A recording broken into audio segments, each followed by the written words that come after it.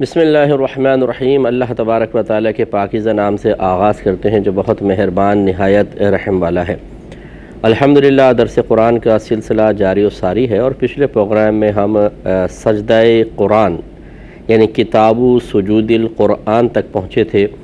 ان احادیث کے مجموعے تک ہماری رسائی ہوئی اللہ تعالیٰ کے فضل و کرم سے کہ جن میں نبی کریم صلی اللہ علیہ وسلم کے مختلف آیات پر سجدہ کرنے کا ذکر ہے۔ فقہ حنفی کے روشنی میں قرآن پاک میں 14 مقامات ایسے ہیں جن پر جہاں سجدہ کیا جاتا ہے، یعنی ان آیات میں اس طرح کے الفاظ ذکر کر دیے گئے ہیں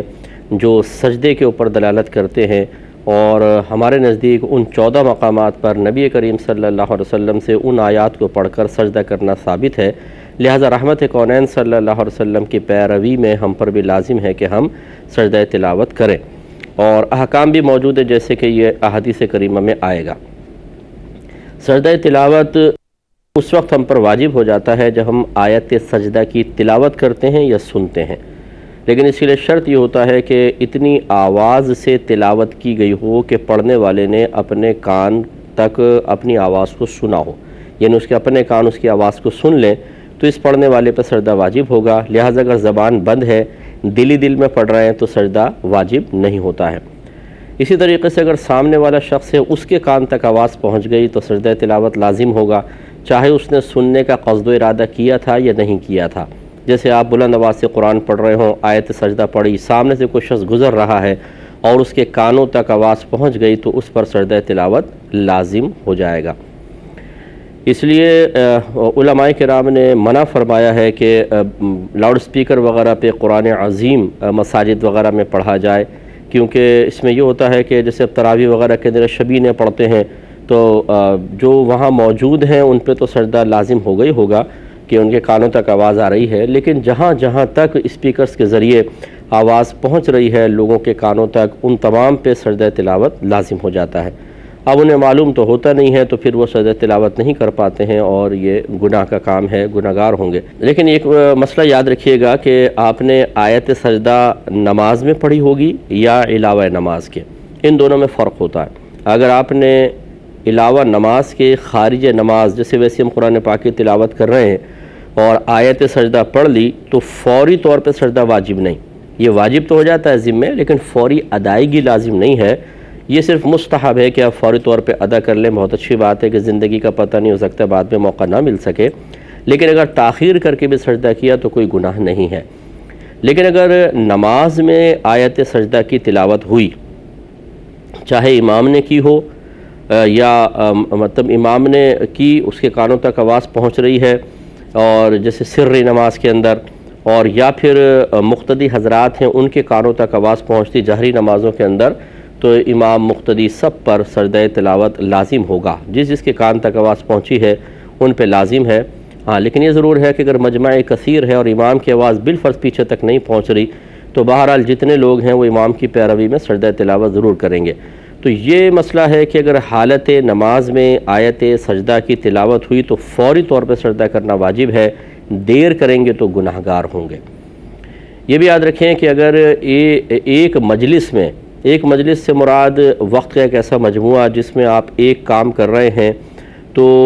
دوسرے کسی کام میں مشغولیت نہ ہو، جب تک وہ ایک کام یا ایک حالت باقی ہے اسے ایک مجلس کہتے ہیں۔ جیسے آپ نے آیت سجدہ پڑھی اور اب آپ کوئی اور کام نہیں کر رہے، مثلاً آپ نے کوئی دنیاوی گفتگو نہیں کی، کچھ کھایا پیا نہیں، 3 قدم چل نہیں لیے،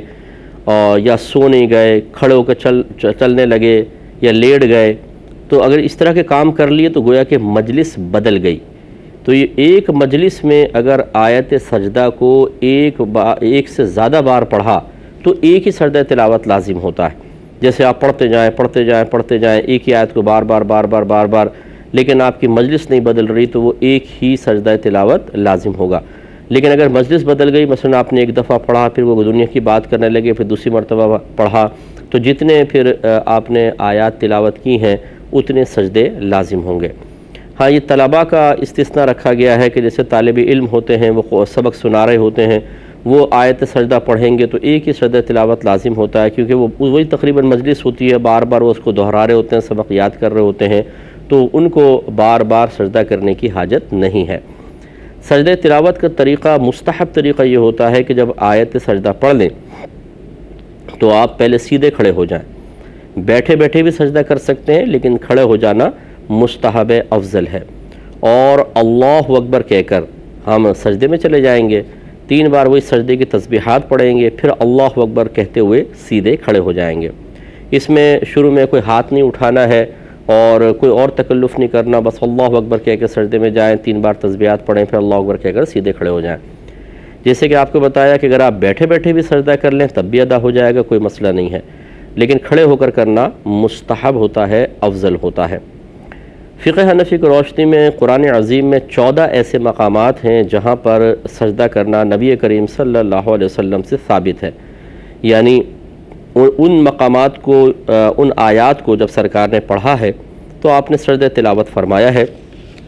میں اختصار کے ساتھ تھوڑا سا ان کا ذکر کر دیتا ہوں، جیسے کہ سورۃ الاعراف آیت نمبر 206 ہے، اور سورہ رعد آیت نمبر 15، سورہ نحل آیت نمبر 50، سورہ صاد آیت نمبر 24، اور سورہ بنی اسرائیل آیت نمبر 109، سورہ مریم آیت نمبر 58، سورۃ الحج آیت نمبر 18، سورۃ الفرقان آیت نمبر 60، سورہ نمل آیت نمبر 26، سورہ الف لام میم تنزیل السجدہ آیت نمبر 15، اور سورہ حامیم السجدہ آیت نمبر 38. پھر سورہ نجم ہے آیت نمبر 62، سورہ انشقاق ہے آیت نمبر 21، اور سورہ علق ہے آیت نمبر 19. تو یہ 14 سجدے ہیں. جب ان آپ آیات کو پڑھیں گے جو میں نے آپ کی خدمت میں ذکر کی ہے تو پھر ہم پر سجدہ تلاوت لازم ہو جاتا ہے. یہ قرآن عظیم میں اگر آپ کھولیں گے تو جہاں پر سجدہ کرنا ہوتا ہے وہاں پہ السجدہ لکھا ہوتا ہے، تو وہ سائیڈ میں لکھ دیا گیا ہے. اس سے بھی ذرا آدمی کو یاد آ جاتا ہے کہ بھئی یہ وہ مقام ہے کہ جہاں پر ہمیں سجدہ کرنا ہے. اب احادیث کریمہ کی طرف آتے ہیں. اب ان میں علماء کا اختلاف بھی ہے. جیسے مثال کے طور پر میں آپ کی خدمت میں ذکر کرتا ہوں، امام مالک رحمۃ اللہ علیہ کے نزدیک 11 سجدہ تلاوت ہیں. ان میں سورہ نجم، سورہ انشقاق اور سورہ علق کے 3 سجدوں کو یہ نہیں تسلیم فرماتے، باقی 11 سجدے مانتے ہیں. امام شافعی رحمۃ اللہ علیہ کے نزدیک 14 سجدے ہیں، لیکن ان میں سورہ صاد کا سجدہ نہیں ہے اور سورہ حج کا دوسرا سجدہ اس میں شامل ہے. یعنی وہ سورہ حج کے اندر 2 سجدے مانتے ہیں، ہم ایک مانتے ہیں اور اس کے علاوہ سورہ صاد میں مانتے ہیں. لیکن امام شافعی رحمۃ اللہ علیہ سورہ صاد والا سجدہ کہتے ہیں، ان کے نزدیک گویا کہ ثابت نہیں ہے. سورۃ الحج میں 2 سجدے ہیں. اور امام احمد رضی اللہ تعالی عنہ کے نزدیک بھی اسی طرح 14 سجدے ہیں جیسے امام شافعی فرماتے ہیں، اور امام اعظم رضی اللہ تعالی عنہ کے نزدیک 14 سجدے ہیں، جن میں آپ کو بتایا کہ سورہ صاد کا سجدہ بھی شامل ہے اور سورۃ الحج کا دوسرا سجدہ شامل نہیں ہے. امید ہے کہ تھوڑا سا خلاصہ آپ کے ذہن میں آ گیا ہوگا. احادیث کریمہ کی طرف آتے ہیں. امام بخاری رحمۃ اللہ علیہ نے باب قائم کیا ہے، باب ما جاء فی سجود القرآن، یعنی جو سجود قرآن کے بارے میں آیا ہے اس کا باب. حدیث نمبر ہے 1067، 1067 نمبر حدیث پاک ہے.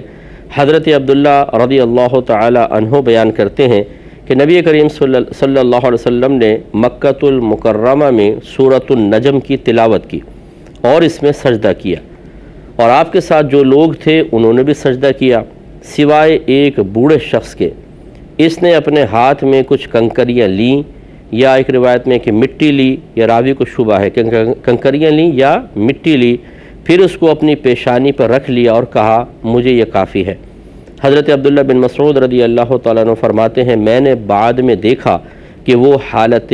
کفر میں قتل کیا گیا. تو معلوم یہ ہوا کہ آیت سجدہ سن کر سجدہ کرنا لازم تھا، اور اس شخص نے تکبر کی وجہ سے سجدہ کرنے سے انکار کیا تو وہ حالت کفر میں ہی مرا اور اس کو قتل کیا گیا. تو اس سے ظاہر ہوا کہ سورۃ النجم کے اندر کی تلاوت کرنے پر سجدہ تلاوت لازم ہے. سرکار صلی اللہ علیہ وسلم نے سجدہ تلاوت کیا ہے، اور آپ نے بھی کیا ہے اور دیگر لوگوں نے بھی کیا، لیکن اس بوڑھے شخص نے سجدہ نہ کرنے کا ارادہ کیا تو اللہ تبارک و تعالی نے اس کے تکبر کی اس کو سزا دی ہے. اس سے معلوم ہوتا ہے کہ تکبر کرنا بہت بری چیز ہوتی ہے، اور انسان جب تکبر کرتا ہے تو اللہ تبارک و تعالی ایسے شخص کا دنیا میں بھی انجام برا فرماتا ہے اور آخرت میں بھی اسے اللہ تعالیٰ کی طرف سے عذابات کا سامنا کرنا پڑ سکتا ہے اگر وہ اللہ تعالیٰ معاف نہ فرمائے تو، ورنہ تو یہ ہو سکتا ہے کہ اللہ تعالیٰ اس کی بخشش و مغفرت فرما دے۔ بابو سجدتی تنزیل السجدہ، سورہ تنزیل السجدہ میں سجدہ تلاوت کا باب، حدیث نمبر ہے 1068 اور راوی ہیں حضرت ابو ہریرہ رضی اللہ تعالی عنہ۔ یہ بیان کرتے ہیں کہ نبی کریم صلی اللہ علیہ وسلم جمعے کے دن صبح کی نماز میں سورہ الف لام میم تنزیل السجدہ اور هل اتی علی الانسان پڑھا کرتے تھے۔ تو یہ امام بخاری رحمۃ اللہ علیہ ظاہر یہ کرنا چاہتے ہیں کہ سرکار نے جب سورہ الف لام میم تنزیل السجدہ پڑھی ہے تو یقیناً اس میں سجدہ بھی کیا ہے۔ تو نبی کریم صلی اللہ علیہ وسلم کی بلکہ تکرار انہوں نے ذکر کی ہے کہ سرکان النبی، نبی کریم صلی اللہ علیہ وسلم یقرأ فی الجمعۃ فی صلاۃ الفجر، پڑھا کرتے تھے جمعے میں صلاۃ الفجر میں الف لام میم تنزیل۔ تو اس کا مطلب یہ ہے کہ یہ کئی دفعہ نبی کریم صلی اللہ علیہ وسلم نے ایسا کیا ہے کہ نماز میں فجر کے اندر یہ صورت پڑھی اور اس کے اندر جو سجدہ ہے اس میں سجدہ یقینی سی بات ہے نماز میں فوری طور پہ کرنا واجب ہے، تو آپ نے کیا، اس لیے اس کو یہاں ذکر فرمایا۔ اگلے باب کی طرف آتے ہیں، بابو سجدتی صاد، سجدتی صاد یعنی سورہ صاد کا سجدہ، حدیث نمبر ہے 1069، 169 نمبر حدیث پاک ہے۔ حضرت ابن عباس رضی اللہ تعالی عنہما فرماتے ہیں کہ سورہ صاد کا سجدہ مؤکد سجدوں میں سے نہیں ہے، اور میں نے دیکھا ہے کہ نبی کریم صلی اللہ علیہ وسلم اس میں سجدہ کرتے تھے۔ گویا کہ آپ یہ کہنے کا مطلب ہے کوئی لازم نہیں ہے کہ یہ سجدہ کیا جائے، لیکن میں نے نبی کریم صلی اللہ علیہ وسلم کو یہ سجدہ کرتے ہوئے دیکھا ہے۔ تو یاد رکھیں کہ سورہ صاد کے سجدے میں فقہا کا اختلاف رہا ہے، اور بعض کہتے ہیں کہ اس میں سجدہ تلاوت نہیں ہوتا ہے، بعض کہتے ہیں ہوتا ہے۔ اس میں ہمارے نزدیک، احناف کے نزدیک سجدہ تلاوت بالکل ہوگا، اور اس کے دلائل یہ ہیں کہ حضرت امام ابو بکر عبداللہ بن محمد بن ابی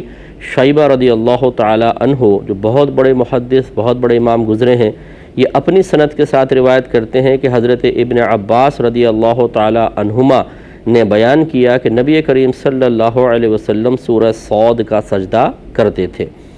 اسی طرح مجاہد بیان کرتے ہیں کہ حضرت ابن عباس رضی اللہ تعالی عنہما سورہ صاد کا سجدہ کرتے تھے اور یہ آیت پڑھتے تھے کہ اولئک الذین ھدی اللہ فبہداہ اقتدی۔ اور اسی طرح امام بخاری رحمۃ اللہ علیہ نے بھی اس کی حدیث کی مثل روایت کی ہے، یہ دوسری روایت میں انشاءاللہ یہ آگے آ جائے گا